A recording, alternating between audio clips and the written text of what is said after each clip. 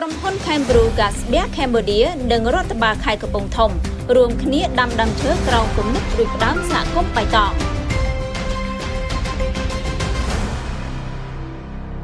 ក្នុងស្មារតីរួមគ្នាដើម្បីបរិស្ថាននិងសហគមន៍បៃតងក្រុមហ៊ុន Cambrew Gas បែក Cambodia ដែលមានប្រតិបត្តិការលើរោងចក្រផលិតស្រាបៀរដំបូងគេបង្អស់នៅកម្ពុជានិងជាអ្នកផលិតស្រាបៀរអង្គរដែលជាពាណិជ្ជសញ្ញាជាតិដ៏ល្បីល្បាញនៅកម្ពុជា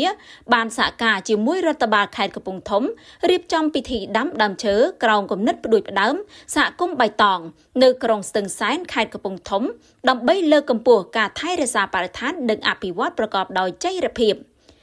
គំនិតផ្ដួចផ្ដើមនេះក៏មានគោលដៅបន្តបញ្ជាក់ពីការបដិញ្ញាចិត្តរបស់ក្រុមហ៊ុនក្នុងការយកចិត្តទុកដាក់ចំពោះសហគមន៍និងប្រជាជនកម្ពុជាដែលក្រុមហ៊ុនបានផ្ដោតអស់រយៈពេលជាង60ឆ្នាំកន្លងមកនេះព្រឹត្តិការណ៍ដាំដើមឈើនេះក៏បានធ្វើឡើងស្របពេលនឹងការដាក់ដំណើរការនៅក្របខ័ណ្ឌចីរភាពសកលថ្មីរបស់ក្រុមហ៊ុន Casbia Group ដែលជាក្រុមហ៊ុនមេរបស់ Cambrew ក្រោមគោលដៅចីរភាពការអភិវឌ្ឍដើម្បីអនាគតកាន់តែប្រសើរដែលផ្ដោតលើការការពារធម្មជាតិការអភិវឌ្ឍធនធានមនុស្សនិងការអនុវត្តអាជីវកម្មដោយទំនួលខុសត្រូវខ្ពស់ពិធីនេះបានប្រព្រឹត្តទៅក្រោមអធិបតីភាពឯកឧត្តមនួនផារតអភិបាលនៃគណៈអភិបាលខេត្តកំពង់ធំនិងលោក Michael Oleman អគ្គនាយកគ្រប់គ្រងក្រុមហ៊ុន Cambrew ព្រមទាំងមានការចូលរួមពីមន្ទីរជំនាញខេត្តអាជ្ញាធរមូលដ្ឋានប្រជាពលរដ្ឋនិងបុគ្គលិក Cambrew ក្នុងស្មារតីរួមគ្នាដើម្បីសហគមន៍បៃតងកម្ពុជាបៃតងនៅក្នុងសន្ទរកថាលោក Michael Oleman បានគូបញ្ជាក់ថាការអនុវត្តអាជីវកម្មដោយការទទួលខុសត្រូវចំពោះសង្គមគឺជាផ្នែកមួយនៃអត្តសញ្ញាណនិងរបៀបនៃការធ្វើប្រតិបត្តិការនៅក្រុមហ៊ុន Cambrew ដោយលោកចាត់ទុកកម្ពុជាគឺជាផ្ទះរបស់យើងហើយរាល់ដំណក់ភេសជ្ជៈដែលយើងផលិតគឺកើតចេញពីគោលបំណងជាក់លាក់របស់យើងចាប់តាំងពីការបង្កើតក្រុមហ៊ុនលើកដំបូងគឺការអភិវឌ្ឍកាន់តែប្រសើរទាំងថ្ងៃនេះនិងថ្ងៃស្អែកលោកថាតួនាទីរបស់ Cambrew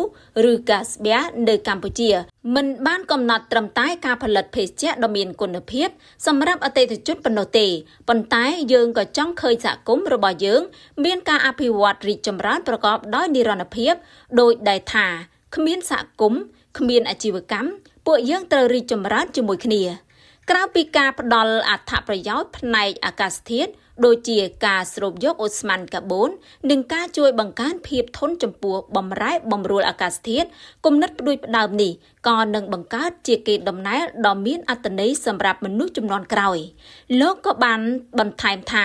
ដើមឈើមួយដើមគឺជាក្តីសង្ឃឹមមួយការដាំនៅថ្ងៃនេះគឺយើងកំពុងដាំក្តីសង្ឃឹមសម្រាប់កូនចៅជំនាន់ក្រោយពួកគាត់នឹងមានម្លប់ជ្រកនិងមានខ្យល់ដកដង្ហើមដ៏បរិសុទ្ធគួរបញ្ជាក់ផងដែរថាចាប់តាំងពីឆ្នាំ2023មកក្រុមហ៊ុន Cambrew បានដាំដើមឈើសរុបជាង 1000 ដើមនៅទូទាំងប្រទេសតាមរយៈកិច្ចសហការជាមួយអាជ្ញាធរអង្គការសង្គមស៊ីវិលវិស័យឯកជនយុវជននិងដៃគូពាក់ព័ន្ធនានាដែលបង្ហាញពីការបដិញ្ញាចិត្តយូរអង្វែងរបស់ក្រុមហ៊ុនក្នុងការការពារបរិស្ថាននិងការអភិវឌ្ឍសហគមន៍ប្រកបដោយចីរភាព